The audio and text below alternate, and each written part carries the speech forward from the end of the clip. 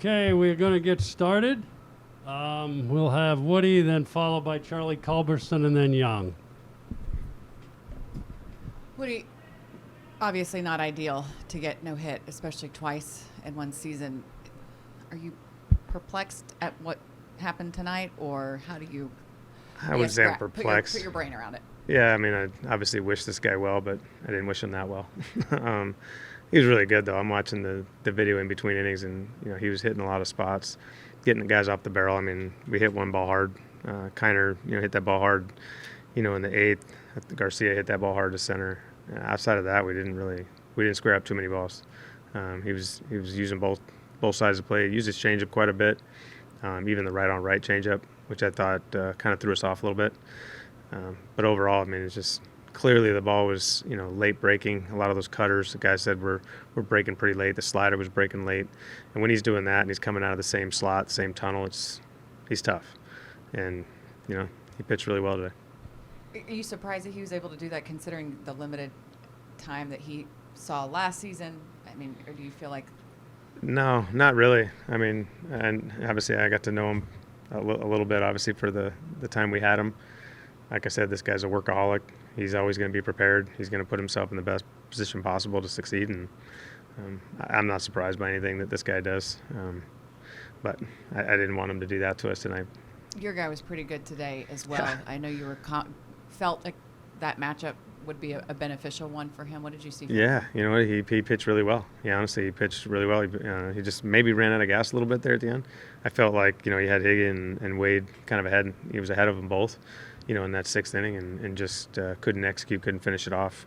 And credit to Wade. I mean, pitch was down. Good job of him, hitting that ball in the gap. But outside of that, I mean, Young didn't give up anything. A lot of weak contact, a lot of, weak ground balls off the end of the bat, jam shots. And, he pitched really well. Unfortunately, the other guy was that much better. Thanks. Evan?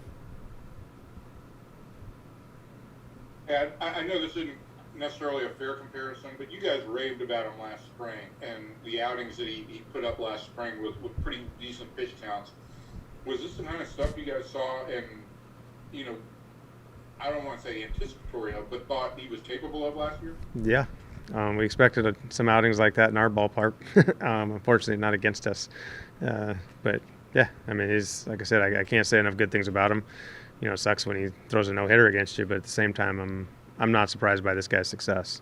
I've watched this guy personally, go through his routines and the work that he puts in, in every way. I'm not surprised by it at all.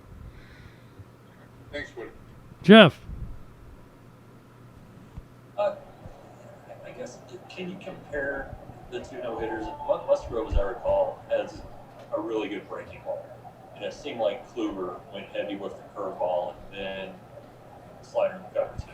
Yeah, similar. I mean, it really is similar. I think that, Kluber maybe used more changeups. Musgrove doesn't really throw one. Everything from Musgrove kind of moves left, kind of like Kluber.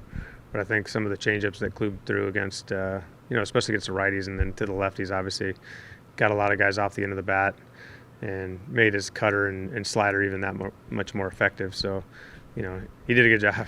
He definitely mixed up his pitches, and we saw a lot of weird swings at the curveball and the slider. Even though, we kind of know it's coming at times, it just shows you how sharp it is and how late the break is. Our guys weren't picking it up right away. It seemed like Adolis was the only one that really saw his pitches decent. The rest of the guys, we're seeing some awkward swings.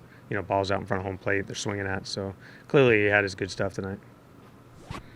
We talked about it a little bit before the game, but this is the sixth no-hitter in baseball. Do you have a theory as to why? I mean, last year was such a crazy year. I don't know if that factors into it or what.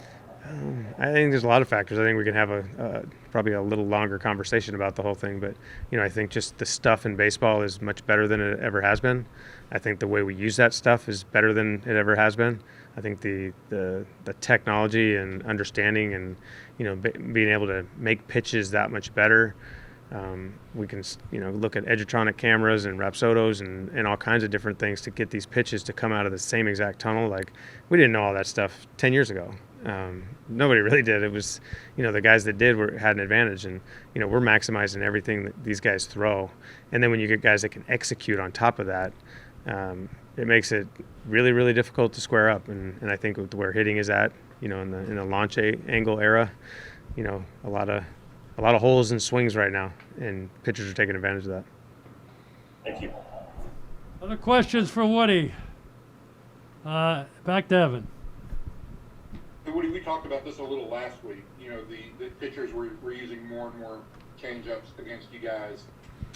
So, I mean, based on his usage tonight, which you said was a little bit unusual for him, do you feel like that was trying to exploit something that teams have kind of identified with his club? Yeah, I think it's that's something that I'm not shy about saying it. Like if there's an issue that we're not gonna be able to hide from it. We got to address it now, and we have. I mean, we definitely talk to these guys about it, and I know our hitting coaches do a good job of addressing it on an individual basis and then also as a group. But yeah, I fully expect every team to look into the data and figure out how to get us out. We're doing the same thing on our side, so I assume that they're doing the same thing on their side. So it's something that we got to continue to work on and try to address and figure out, because like I said, the games will keep coming, the pitchers are going to keep coming at us, trying to figure us out. So we got to adjust. Hey, I know there's no sympathy in baseball, but when you saw last night that the Mariners had gotten no hit for the second time, did it at all cross through your head like what must go through their hitters' heads at that point in time? Yeah, obviously I'm humble enough in this game to know that I'm not going to point a finger at somebody else and go ha ha, because that comes right back at you. So it's yeah, I mean it's something we're going to have to move on and come out and swing the bats well tomorrow. Thanks, Woody. Okay, we're going to bring Charlie in now. Thanks, Woody.